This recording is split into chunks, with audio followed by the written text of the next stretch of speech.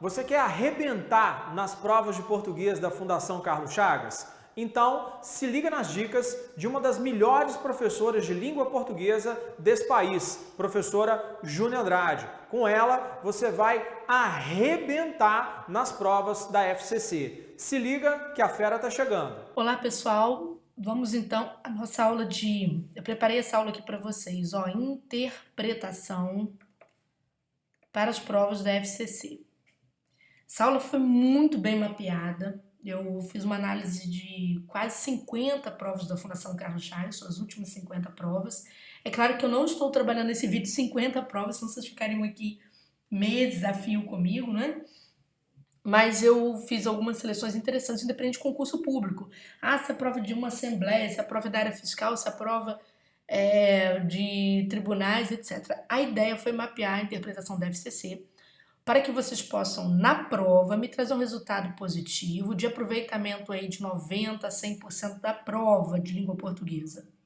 Tá certo? Então, eu fui exatamente trabalhar no ponto em que a maior parte dos cursos de certo modo, se mostra um tanto fraco, tá? Um tanto frágil. Que a maioria dos alunos apresenta fragilidades. Por quê? Porque eu estou depreciando os cursos de modo algum. É porque é difícil a gente parar para fazer esse mapa. É um pouco complicado mesmo. Você demanda muito estudo, muito tempo de concentração e de, vamos dizer assim, de entrega para sair essa síntese que eu vou mostrar para vocês, tá? Então, para que a gente possa chegar a 100% de acerto em português, como eu digo, né? A prova de português tem questões muito fáceis, por exemplo, uma voz passiva, uma questão de crase, muitas vezes são questões entregues, né? Mas existem questões que são um pouco mais difíceis e essas questões estão no seio da interpretação de texto. Fácil, totalmente mapeável, né? Trouxe para vocês esse mapa. Eu vou dar uma dica. Anotem, por gentileza, tudo que eu vou falar aqui. Eu vou fazer uma síntese. Se você vai fazer prova, você vai anotar o que eu vou falar aqui. Porque o que eu vou falar aqui não é exatamente uma teoria de interpretação necessariamente não, mas é uma adaptação para o que a sua prova exige, tá certo? E vai ser muito difícil a gente errar a interpretação nesta reta em que eu já deixei a coisa bem pronta para você. Então vamos lá. Antes de chegar a isso daqui, eu vou falar um pouquinho sobre tipos textuais para você saber com que você está lidando. Por enquanto, não precisa anotar não, tá? Quando eu falei para anotar, é porque você vai fazer prova, então eu gostaria que você chegasse na prova com 1, 2, 3, 4, 5, 6 itens anotados. Essa aqui eu anotei aqui. Porque esses 6 itens vão dizer exatamente qual é o comando, o que você vai fazer naquela questão. Tranquilo? E depois, é claro que vou demonstrar. Levantei várias provas aqui para eu poder fazer essa demonstração para você. Peguei vários exemplos da variedade de interpretação textual da FCC aí nas suas últimas provas. Então, é para que nós possamos fechar a prova de língua portuguesa. Estamos falando muito sério, tá bom? Isso aqui não é conversa, não é balela. A gente está trabalhando em cima daquilo que interessa, a prova. Bom, primeiro, tipos textuais. Não precisa anotar, precisa apenas prestar atenção. Ora, quando a gente fala em tipos textuais, há vários tipos textuais em curso. Então, eu já vou recortar o que normalmente acaba aparecendo em prova. Você tem a dissertação. A dissertação se bifurca por 2 tipos, a chamada dissertação argumentativa e a dissertação expositiva. Por enquanto, nada que interesse a prova em si, tá? Pode ficar tranquilo. Temos a narração, tá bom? E vamos ter descrição e junção, enfim. O resto não interessa. Então vamos lá. Dissertação argumentativa é aquela dissertação de opinião, em que você vai observar que o autor analisa determinado fato à luz da opinião dele. Essa dissertação aqui, esse tipo aqui, ele vai ser responsável por 90% das provas da FCC. 90% das provas da FCC, ok? O que é dissertação expositiva? É aquela dissertação em que o autor não tem uma opinião, mas ele fica analisando fatos de uma forma imparcial. Muitas vezes ele está interpretando um acontecimento.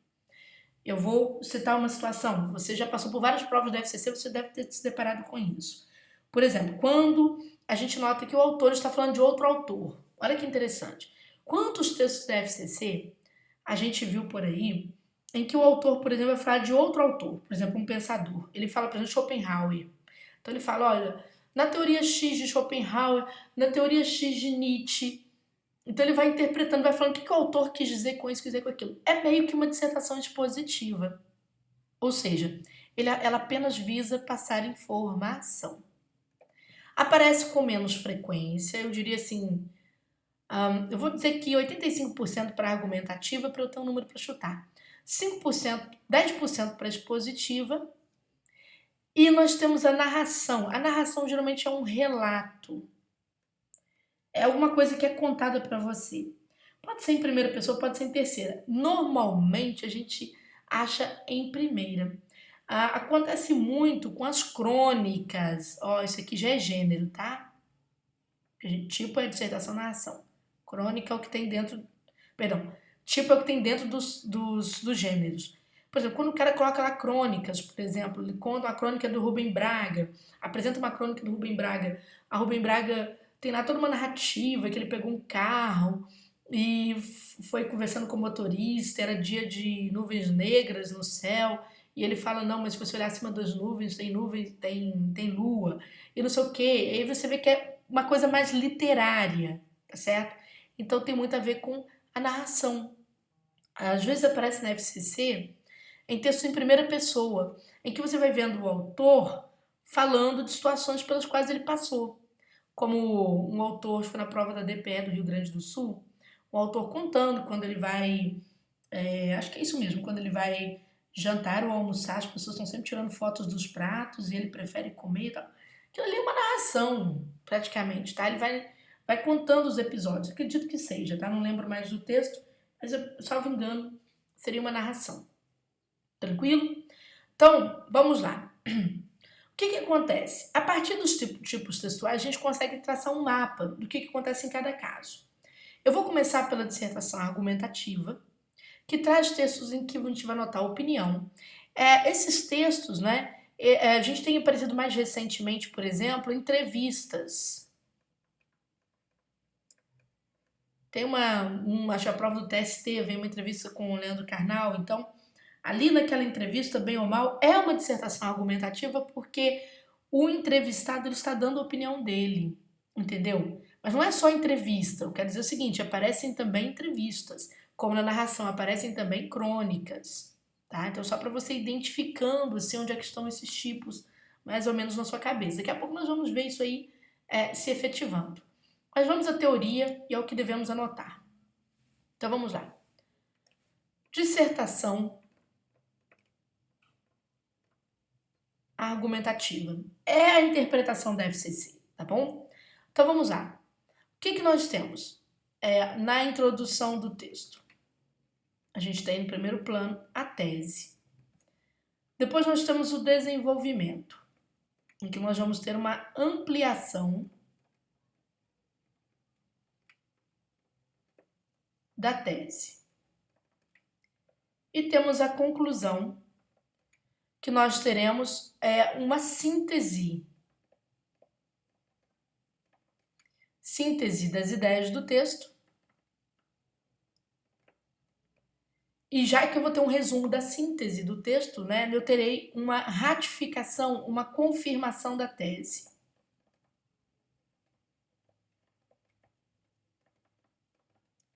Uma ratificação, uma confirmação da tese. Tranquilo? Ok, isso aqui você já está careca de saber, né? Então vamos lá. Mas o que interessa? Vamos lá.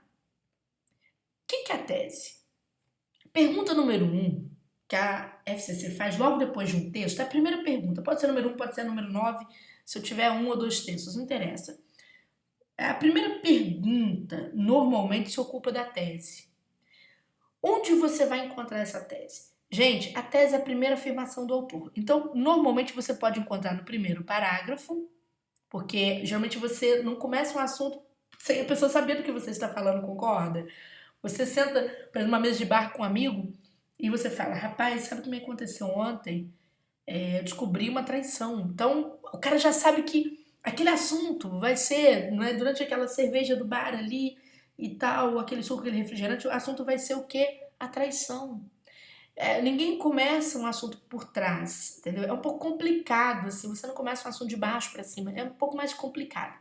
Então, dentro do chamado texto lógico, tá? A gente está falando exatamente do texto lógico. O que é o texto lógico? É o que obedece essa lógica aqui. Aqui estaria a tese, primeiro parágrafo. Porém, às vezes, a gente se depara com textos performáticos, tá? E aí, de repente, a tese vai aparecer no segundo parágrafo. Como assim, Júnior, texto performático? Quer ver uma situação?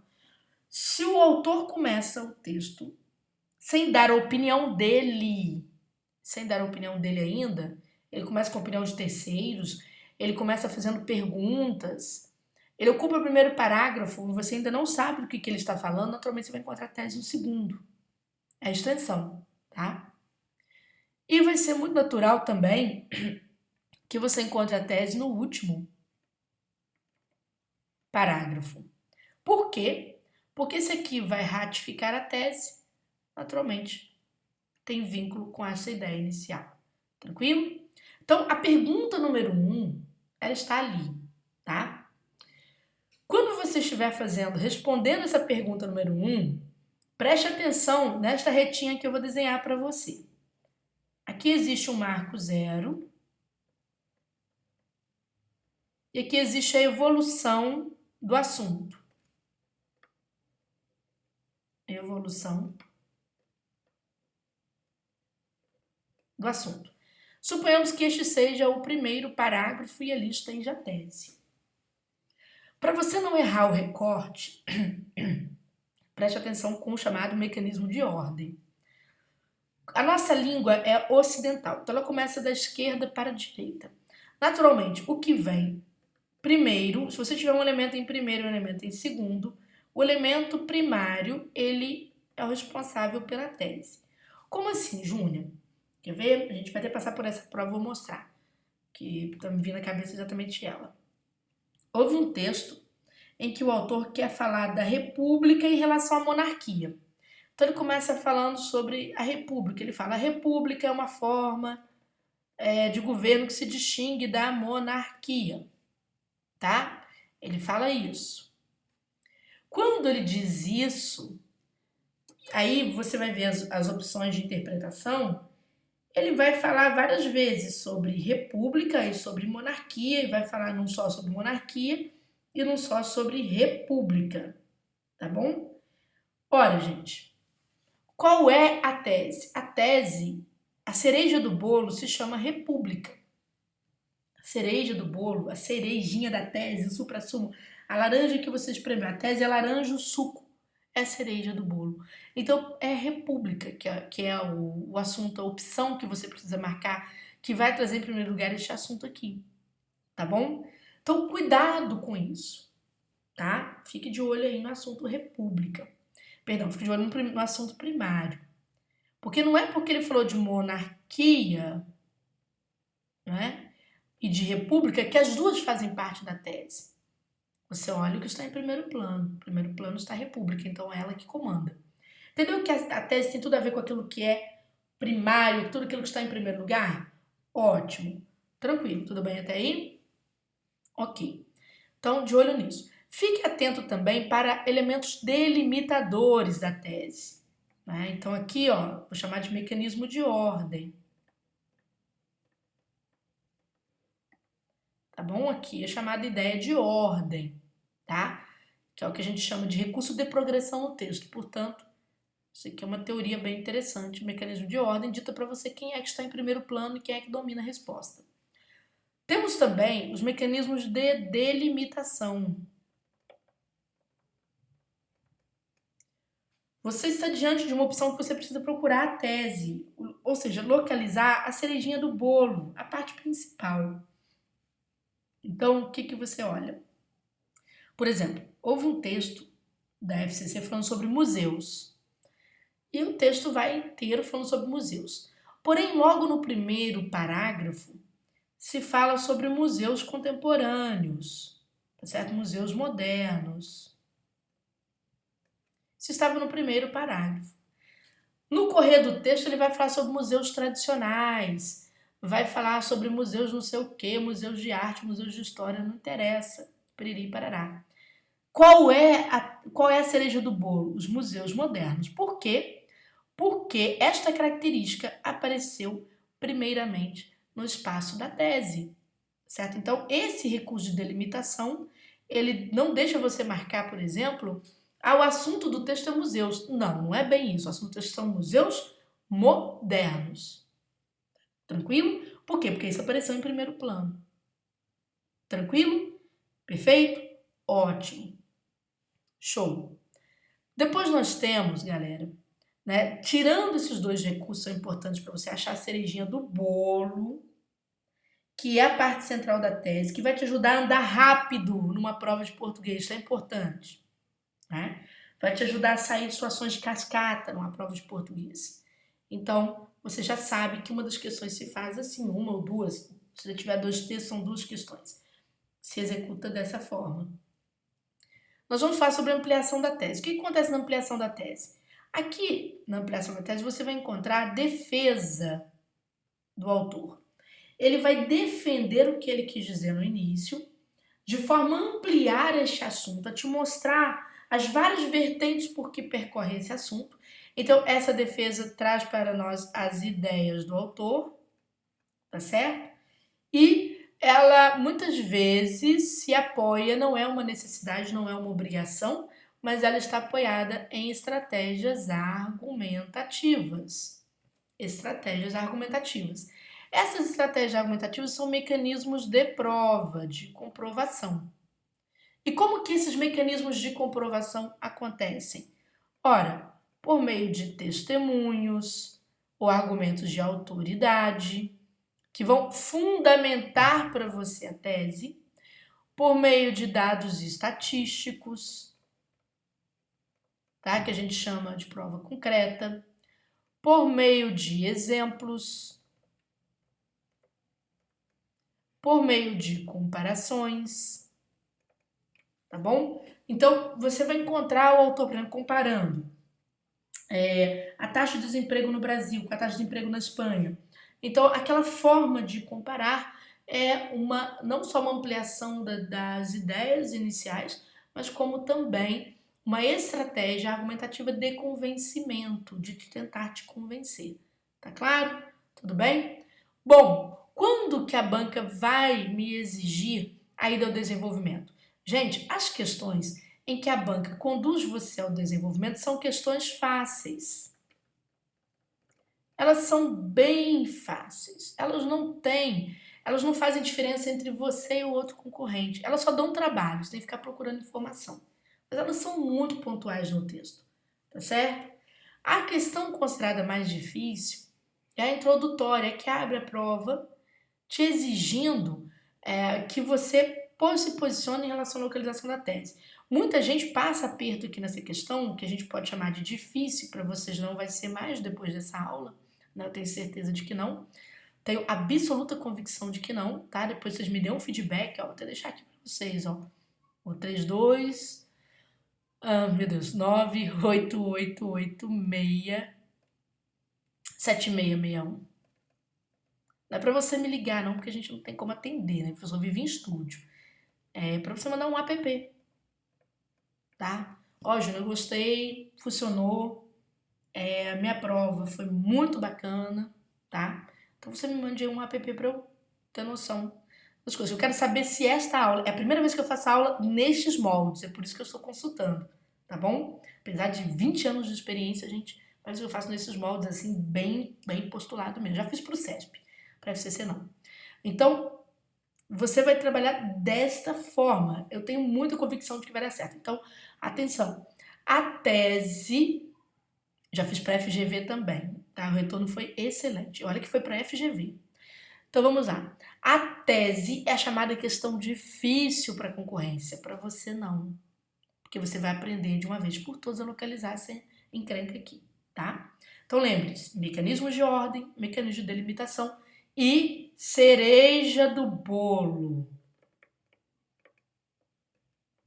É a azeitona da sua empada. né? Que você vai comer até engordar depois que você passar. Então veja só, por que cereja do bolo? Porque existe uma palavra que é nuclear, que você olha, ela percorre o texto inteiro praticamente. Ela pode percorrer sem delimitação, mas quando você olha na introdução, ela está delimitada e você vai saber qual é, tá? Existe, ou só ela vem em primeiro plano, você vai ver que ela percorre o texto inteiro, mas você vai saber qual é. E é ela que vai te levar à aprovação. Tranquilo? Certinho até aqui? Então, desta primeira parte, ó, vou até resumir para você fazer o seu resumo para a prova aí, ó. Resumo. Questão 1, geralmente é a primeira questão, tá? A primeira questão é após a interpretação. Então, você já pega aqui, ó. Observar início, observar fim do texto, observar segundo parágrafo, se houver. Tá bom? Quer dizer, o texto é pequenininho. Isso aqui. Ó, cereja do bolo. Você já vai entender daqui a pouco na prática o que é isso. Pense em ordem, pense em delimitação. Vai dar aula de português no meu lugar, né? Assim que eu aposentar. Então, ordem, delimitação. Tá bom? Tá, bateu aqui. Então, você já sabe mais ou menos disso aqui. Vou apagar aqui agora para eu entrar em outra questão. Suponhamos que eu tenho um texto performático. Tem que tomar cuidado com essa porcaria aqui, tá? Porque ela quebra os nossos referenciais. O que é um texto performático? O cara começa o primeiro parágrafo com dados estatísticos. Tem tese aqui para você? Claro que não. Isso aqui é como se ele estivesse subvertendo a ordem. Ele entrou com a argumentação primeiro. Então você tem que procurar onde é que o autor opina. Ah, esse assunto aqui, cheguei até ele. Aí é melhor você olhar o último parágrafo, tá bom? Melhor olhar o último. Então cuidado com o texto performático, mas com a opinião de terceiros, dados estatísticos, porque ali naturalmente você não deve achar tese, tá? Vai ser muito difícil. Às vezes coincide de você localizar, porque às vezes na própria argumentação o autor foi bem acima. Então essa é a primeira questão. Segundo tipo de questão, olha só. Se a gente tiver um texto narrativo, se eu tiver uma narrativa, o cara tá contando uma historinha. Gente, a narrativa é de fácil interpretação. Você não vai encontrar tese narrativa, isso é interessante. Por quê? Porque o autor ele vai perguntar muito sobre a personagem, sobre fatos que aconteceram, tá? É uma interpretação um pouco mais fácil. Mas é interessante, ó, que quando tiver narração, atenção, fique de olho no chamado clímax da narração, tá? É esse nome mesmo que recebe na teoria narrativa. O clímax, que é o chamado ponto alto. Esse ponto alto, ele pode acontecer no meio do texto ou no final do texto. Em provas do FCC é muito comum que ele aconteça no final. Ou seja, há um desfecho naquela história. E esse desfecho, não é subjetivo. Ou seja, ele é interpretativo. Então você vai interpretar. Ele tem toda uma visão um pouco mais interpretativa. Por exemplo, vou contar esse que eu falei do Rubem Braga, né? Que eu não sei nem se foi prova da FCC. Rubem Braga conta uma história em primeira pessoa, que ele ao sair do aeroporto, né, veio de São Paulo para o Rio, e ele entra dentro do táxi e fala assim pro motorista alguma coisa do tipo, né? Olha, hoje o céu tem lua, né? O céu tá lindo. O motorista olha pela janela do carro e fala, ué, mas o senhor tá ficando louco não? Porque o céu tá completamente escuro. E ele fala, depende do ponto de vista. Se você olhar realmente daqui da Terra, né, ou seja, onde a gente está aqui pequenininho, o céu realmente é uma escuridão. Mas se você se permitir olhar além das nuvens, você vai encontrar um céu de lua cheia, certo? Um céu claro, lindo, sem nuvens. E aí ele salta do táxi, assim que ele salta do táxi, o taxista agradece muito, falando que foi a melhor corrida do dia dele.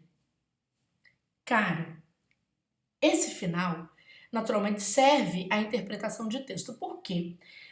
Não é a lua cheia. Aí o autor vai interpretar como? O texto trata sobre diferentes pontos de vista acerca de um mesmo fato. Sim.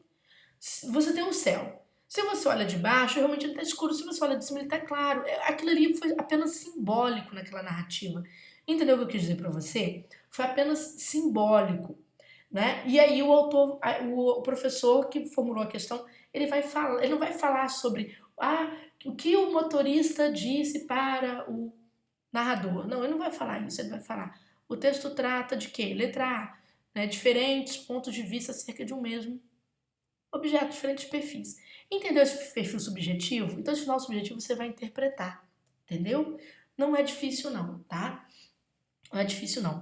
Eu contei essa história toda, mas eu espero que vocês sigam para a prova pensando como esse narrador, né? A prova para uns vai ser tenebrosa, para outros depende, né? Não que você não esteja preparado, mas depende da forma como você vai sentar aquela cadeira e vai executar o seu exercício, né? Com muita fé, muita crença de melhoria, né? Que se não for ali vai ser no próximo, mas que tem que ser ali, que vai dar certo sim. Então depende da forma como você senta. Alguns vão para a guerra, outros vão para a conquista. São duas versões bem diferentes da mesma moeda, tá bom? Então vamos lá.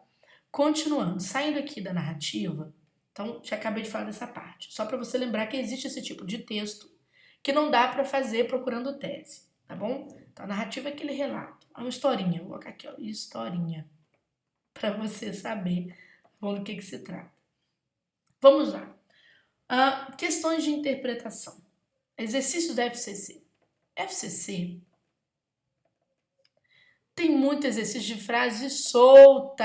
Anote aí, meu amigo. Exercício de frase solta, minha amiga. O que é exercício de frase solta? Acontece a frase solta quando a banca pega uma expressão do texto e quer que você interprete. O que você vai ficar de olho? Você vai ficar de olho em quê? Nos termos desta frase solta.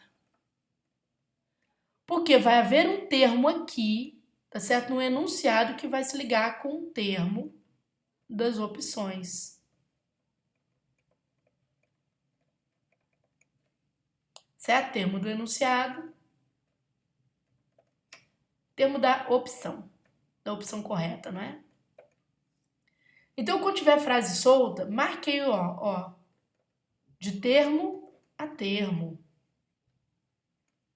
Termo do enunciado e termo da opção correta. Aquela que vai te aprovar no concurso. Muito simples, eu vou te mostrar, tá bom? Depois eu vou mostrar. Anote somente o mapinha da prova. Depois, vamos lá a outras questões. Sentido das expressões. Sentido das expressões. O edital traz isso com outro nome, não interessa porque não traz o nome do que está no edital na prova, então, né? Daí eu falar palavrão aqui, desculpe. Só pensei, já pedi desculpa. Sentido das expressões. Esse exercício acontece quando a banca coloca uma expressão aqui e compara com uma daqui. Eu só coloco uma barrinha aqui, ó. Essa comparação tem que tomar cuidado que ela pode ser feita por sinonímia ou por oposição. Né? Você tem que ficar atento para você não se atrapalhar, tá? Porque às vezes uma mesma prova a banca pede um exercício sinônimo, outro exercício do mesmo tipo, exercício correlato, ela pede antônimo. Então, o sentido das expressões. Nessa frase, vamos pegar aqui, ó. Vou colocar aqui, ó. Ela coloca assim, x, y, z e vai colocar equivalente a RST. O que você faz? Você analisa a frase toda, numa sentada só? Não. Procure analisar por partes. Se há correspondência, entendeu? Se há correspondência biunívoca mesmo aqui entre as partes. Fique de olho se está pedindo oposição, fique de olho se está pedindo sinonímia. Geralmente essas expressões elas são contextualizadas, então às vezes você precisa realmente ir ao texto para não, né, comer mosca com isso aí, tá? Então grave isso aí. Outro exercício que ainda corresponde à interpretação são as relações de causa e efeito, que tem aparecido muito nas provas recentes, também chamado de causa e consequência. Muito fácil, tá, gente? Preste atenção no que eu vou explicar o que é causa e efeito. Então, eu vou dar toda a explicação primeiro. A causa, olha, pense comigo. O que vem primeiro, o efeito ou a causa? O que vem primeiro é a causa. Então, é o chamado primeiro evento. Primeiro evento. E aqui, o segundo evento. Normalmente, quem nos ajuda a compreender isso são os verbos. Normalmente. Tá? Normalmente. Mas antes disso aqui acontecer, A banca pode trabalhar com conjunções, tá? As conjunções causais e as próprias conjunções de efeito, conjunções consecutivas, tá bom? Como assim? Por exemplo, você vai ver que no exercício, FCC não coloca as conjunções, ela é danada, então você tem que ir ao texto. Às vezes a conjunção está no texto. Aí vem isso aqui, ó, exemplo. Ó. Como o governo cancelou o programa, não é mais possível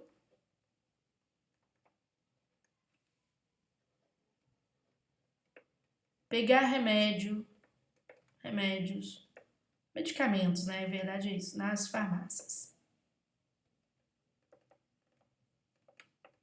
Então vamos isso aqui. Como o governo cancelou o programa, não é mais possível pegar remédios, medicamentos, porque remédio é qualquer coisa, medicamento, né, é que tem na farmácia. Remédio é qualquer coisa possa corrigir. Então vamos lá. O que vem primeiro? Tá vendo que tem a conjunção como aqui? Essa aqui é uma conjunção, além de comparativa, qualquer coisa, também é causal, tá bom? Sendo uma conjunção causal, né, como o governo cancelou o programa, então nós temos aqui o primeiro fato, o primeiro evento. Primeiro evento. O governo cancelou o programa. Não é mais possível pegar remédios, né?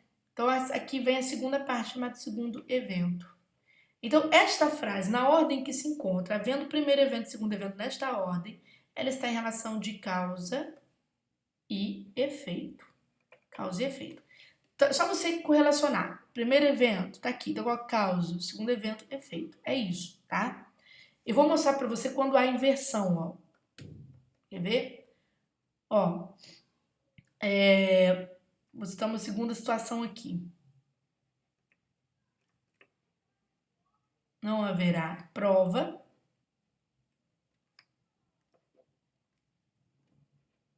porque a banca cancelou o concurso.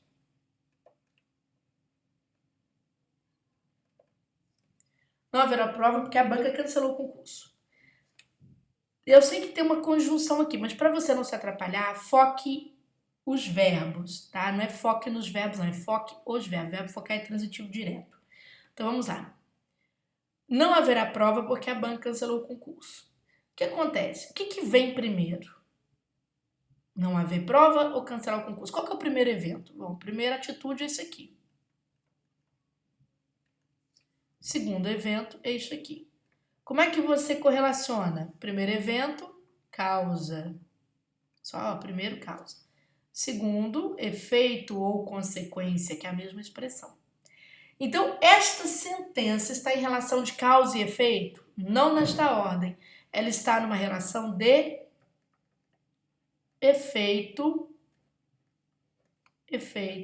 e causa. Esta relação está estabelecida. Portanto, se a banca te pede causa e efeito no exercício e há esta inversão, você não pode marcar. Entendeu? Porque você teve a ordem invertida. Tá certo? Tranquilo? Não é a ordem da frase, né, gente? A frase está na ordem direta, porque a conjunção está depois. Mas é a relação de causa e efeito. A relação pedido está invertida. A relação solicitada está invertida. Não é causa e efeito, é efeito e causa. Tranquilo? Então, as conjunções causais ajudam sim a marcar? Sim, ajudam. Elas são um marco, sim, para você entender se a causa veio primeiro. Para a conjunção causal, seu marco de causa e efeito, você tem que ter conjunção causal em primeiro plano. Tá certo? Verbos no gerúndio, né, em relações de causa e efeito, o gerúndio muitas vezes marca a causa, tá, gente? Ó, o gerúndio marca a causa, costuma marcar a causa. Quando você fala assim, ó, sendo a banca rígida, haverá muitas questões de interpretação. Você tem isso aqui, isso aqui. Pense o que vem primeiro. Geralmente o gerúndio costuma trazer essa relação causal primeiro. Vai haver muitas questões de interpretação, mas o que vem primeiro? Porque a banca é rígida. Primeiro evento, segundo evento. Primeiro sempre causa, segundo evento, efeito. Relação de causa e efeito. Essa é a resposta. Tá bom? Então depende do que a banca está te pedindo. Se ela pedir causa e efeito, você tem que olhar causa e efeito. Se pedir efeito e causa, olha se o efeito vem primeiro. Tá bom? Mas não é que é o primeiro evento, não. Se vem na ordem, é primeira. Porque você pode falar, por exemplo, situações do tipo... eu poderia ter essa construção aqui, ó. Quer ver? Deixa eu pensar uma situação. Não, essa aqui não, peraí. Eu vou a Paris se eu passar no concurso. Maravilha, seu projeto de vida, né? Aliás, toda vez que vocês... É engraçado que os alunos mais são aprovados em concurso são os que relacionam viagem com concurso público, por incrível que pareça. Uma vez nós fizemos uma entrevista, eu estava em outro cursinho nesse sentido. E descobriu que em um ano, quando o aluno relacionava viagem, assim, bem-estar, né? Não é só pagar conta, mas bem-estar. Não é só estabilidade, mas felicidade. Que estabilidade não é felicidade, né? Ele falava felicidade com uma coisa, ele era aprovado. Então, vamos lá. Aqui eu vou a Paris se eu passar. Primeira coisa, o que tem que acontecer com você? Você tem que passar. Esse aqui é o primeiro evento. Isso aqui é o segundo evento, é o que vai acontecer depois que você passar.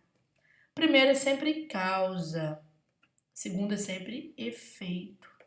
Aí o examinador diz para você assim... Fulano, assinale uma opção que traz relação de consequência e causa, ou efeito e causa. Essa frase serve? Serve. Porque o efeito vem em primeiro plano, a causa em segundo. Primeiro plano, primeira parte da oração, causa em segundo, segunda parte da oração. Mas veja que a causa continua sendo o primeiro evento. É o que vem na ordem, entendeu? Na ordem. Se o efeito vem em primeiro, efeito e causa. Se a causa vem em primeiro, causa e efeito. Então depende do que você pedir. Geralmente eles pedem causa e efeito. Tá bom? Então, mais essa. E por fim, gente, nós temos aqui a depreensão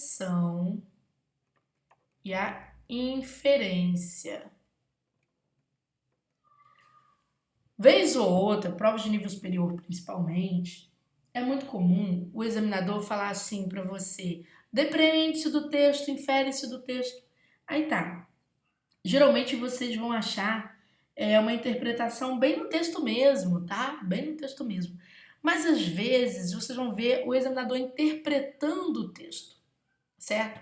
Nesse tipo de questão, como ele tende a interpretar, não falar o que o texto tem, mas levantar uma interpretação sobre o texto, cuidado com interpretações radicais.